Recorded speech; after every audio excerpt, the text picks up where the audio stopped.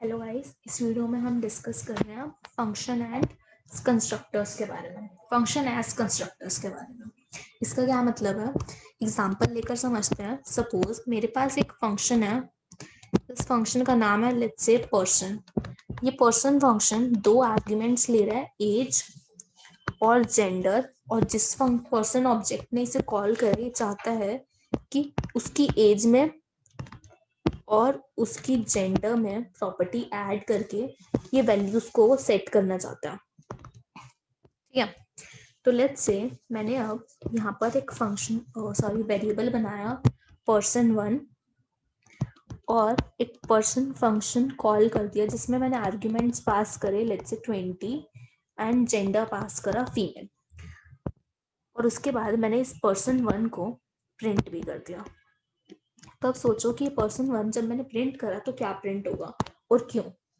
तो देखो, सबसे पहले क्या हो रहा है, ये फंक्शन कॉल हो रहा है जिसमें आर्ग्यूमेंट्स पास करे 20 और फीमेल। ये 20 और फीमेल यहाँ जा रहे हैं। यहाँ पर ये जो दिस रेफर कर रहा है, कौन से ऑब्जेक्ट को रेफर कर रहा है, तो यहाँ पर ये जो दिस है वो एक्चुअल में मैं बता दूं ग्लोबल ऑब्जेक्ट को रेफर कर रहा है। और ये एज और जेंडर भी ग्लोबल ऑब्जेक्ट की ही सेट कर रहा है।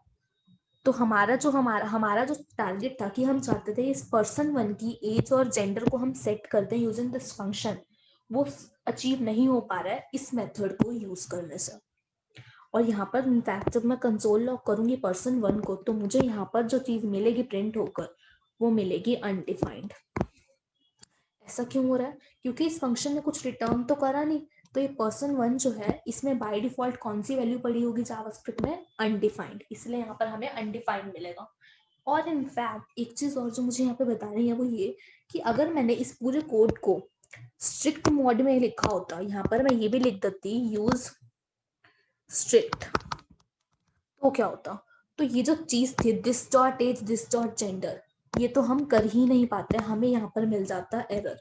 अब ऐसा क्यों होता, हमें एरर क्यों मिलता स्ट्रिक्ट मोड में, क्योंकि यहाँ पर ये जो दिस होता स्ट्रिक्ट मोड में उसकी वैल्यू होती अनडिफाइंड।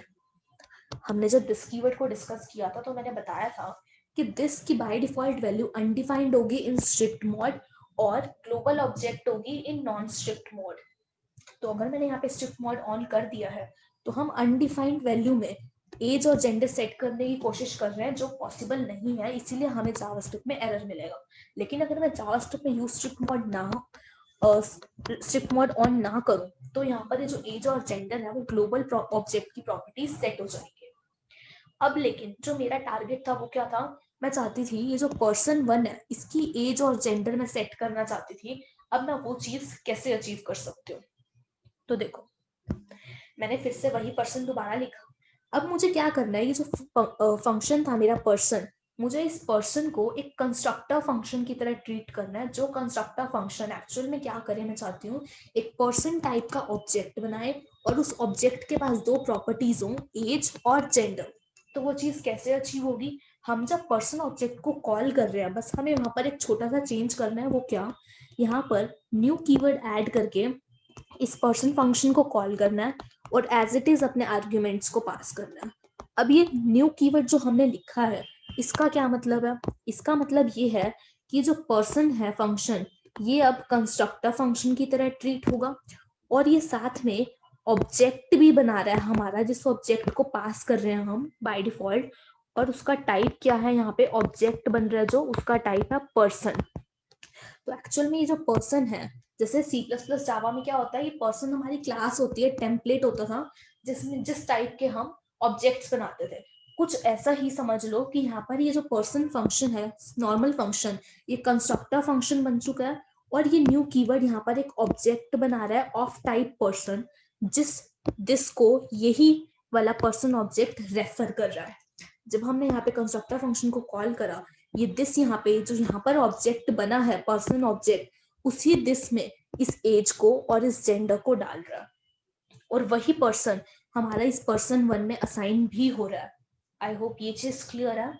और अब मैं इसके बाद अगर अपना प्रिंट करूंगी किसे, person1 को, तो मुझे यहाँ पर क्या मिलेगा, मेरा पर्सन ऑब्जेक्ट जिसके पास दो चीजें होंगी, क्या, एज और जेंडर, जो हमने पास किया। इनफैक्ट इन दो स्टेटमेंट्स लिखने से पहले भी अगर मैं दिस को प्रिंट करना चाहूंगी तो मैं कर सकती हूँ। मेरा को जो मिलेगा वो मेरा पर्सन ऑब्जेक्ट ही मिलेगा। बस फर्क कितना होगा, उस टाइम तक मेरी एज और जेंडर जो प्रॉपर्टी है वो सेट नहीं हुई होगी, और इन दोनों लाइन के बाद मेरी ये दोनों प्रॉपर्टीज भी सेट हो चुकी है।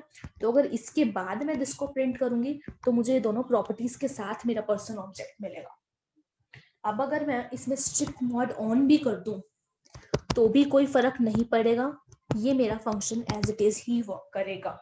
यहाँ पर ये जो ऑब्जेक्ट बना, यही ऑब्जेक्ट यहाँ पर मेरा पास हुआ है, जिसको मैं अगर प्रिंट करूंगी मुझे पर्सन ऑब्जेक्ट ही मिलेगा। अब यही पूरा चीज मैं एक बारी कोड के थ्रू समझा रही हूँ। तो अब हम क्या कर रहे हैं, सबसे पहले मैंने एक फंक्शन बनाया जिसका नाम है पर्सन। ये पर्सन हमसे दो आर्ग्यूमेंट ले रहा था, एज और जेंडर। अब यहाँ पर हम अपना दिस को प्रिंट करके देख रहे थे कि यहाँ पर एक्चुअल में दिस रेफर किसे कर रहा है। उसके बाद मैं इस दिस में एज और जेंडर प्रॉपर्टी को इनिशियलाइज कर रही थी, जो हमें वैल्यूज आर्ग्यूमेंट्स में मिली हैं उससे। तो अब यहाँ पर मैंने इस फंक्शन को कॉल करा था ऐसे, इसको आर्ग्यूमेंट्स में मैंने ये वैल्यूज दे दी हैं। उसके बाद मैं अपना इस पर्सन 1 को प्रिंट कर रही हूँ यहाँ पे। मुझे पता है क्योंकि अभी स्ट्रिक्ट मोड ऑन नहीं है तो यहाँ पर तो अनडिफाइंड ही प्रिंट होगा। और इनफैक्ट ये जो दिस है ये मेरा अभी के लिए ग्लोबल ऑब्जेक्ट को पॉइंट कर रहा होगा। क्यों? क्योंकि मेरा स्ट्रिक्ट मोड जो है वो ऑफ है। अगर मेरा स्ट्रिक्ट मोड ऑन होता तो ये अनडिफाइंड होती दिस की वैल्यू, और इनफैक्ट मुझे यहाँ पर फिर दिस डॉट एज मैं सेट भी नहीं कर पाती। स्ट्रिक्ट मोड अगर ऑन होता तो मुझे एरर मिलता, लेकिन अभी स्ट्रिक्ट मोड ऑफ है तो मुझे यहाँ पे ग्लोबल ऑब्जेक्ट और अनडिफाइंड मिलेगा। ठीक है, रन करके देखते हैं। देखो यहाँ पर सबसे पहले दिस जो मैंने कॉल किया था ग्लोबल ऑब्जेक्ट को रेफर कर रहा है वो अभी, तो ग्लोबल ऑब्जेक्ट प्रिंट हुआ है। उसके बाद यहाँ पर ये जो है अनडिफाइंड प्रिंट हुआ है जब मैंने पर्सन 1 को प्रिंट किया। तो अनडिफाइंड क्यों प्रिंट हुआ? क्योंकि इस फंक्शन ने कुछ रिटर्न तो किया नहीं, तो इस पर्सन 1 में कोई वैल्यू ही नहीं इनिशियलाइज हुई। तो बाय डिफॉल्ट मैंने बताया था जावास्क्रिप्ट में अगर हम कोई वैल्यू एक्सप्लिसिटली इनिशियलाइज नहीं करते तो उसमें क्या पड़ा होता है, अनडिफाइंड, इसीलिए उसने अनडिफाइंड प्रिंट करा। अब सपोज इसी कोड में मैंने अगर यहाँ पे स्ट्रिक्ट मोड ऑन कर दिया होता तो क्या चेंज होता उसमें। तो यहाँ पर मैंने स्ट्रिक्ट मोड ऑन कर दिया, यहाँ पर जो दिस की वैल्यू होती वो अनडिफाइंड होगी, और क्योंकि ये अनडिफाइंड है दिस तो यहाँ पर मैं इसकी प्रॉपर्टी सेट नहीं कर सकती। तो मुझे क्या मिलेगा यहाँ पे, एरर, इस लाइन में भी और इस लाइन में भी। आई होप ये चीज क्लियर है। एक बार हम इसको रन करके देखते हैं फिर से।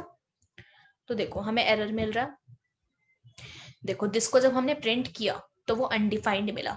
उसके बाद जब हम प्रॉपर्टी सेट करने की कोशिश कर रहे हैं दिस डॉट एज, तो उसने यहीं पर हमें एरर बोल दिया कि can not set property age of undefined, क्योंकि दिस जो है अनडिफाइंड को रेफर कर रहा है in strict mode. I hope ये चीज क्लियर है। अब मैंने नेक्स्ट चीज जो डिस्कस की थी वो क्या थी कि अगर मैं इसी चीज को न्यू कीवर्ड की को यूज करके करूं उससे क्या होगा, मेरा जो पर्सन फंक्शन है वो कंस्ट्रक्टर बन जाएगा, एक ऑब्जेक्ट क्रिएट होगा ऑफ टाइप पर्सन। ये कंस्ट्रक्टर बन चुका है, साथ ही साथ एक ऑब्जेक्ट बन चुका है ऑफ टाइप पर्सन। ये दो काम यहाँ पर हुए हैं। यहाँ पर अभी जो दिस है अनडिफाइंड की जगह किसको पॉइंट कर रहा होगा, पर्सन ऑब्जेक्ट को। यहाँ पर अब हमें एरर नहीं मिलेगा। इनफैक्ट यहाँ पे प्रॉपर्टी सेट हुई होगी 20, और यहाँ पर ये जो प्रॉपर्टी सेट हुई होगी वो हुई होगी फीमेल। अब जब हम रिटर्न करेंगे तो इस पर्सन 1 में मेरा पर्सन ऑब्जेक्ट होगा, लेकिन यहाँ पर ये जो दिस है अभी तक हमने इस पॉइंट पर अपनी एज और जेंडर क्योंकि सेट नहीं करा तो ये एम्प्टी पर्सन ऑब्जेक्ट शो करेगा। इसके बाद ये जो पर्सन 1 है इसमें जो पर्सन ऑब्जेक्ट इनिशियलाइज हुआ है उसके पास ये दोनों चीजें हैं एज और जेंडर, तो ये एज और जेंडर भी प्रिंट करेगा उस पर्सन ऑब्जेक्ट की।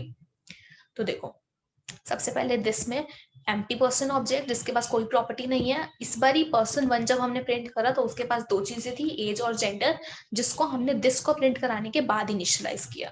आई होप ये सब चीजें क्लियर है।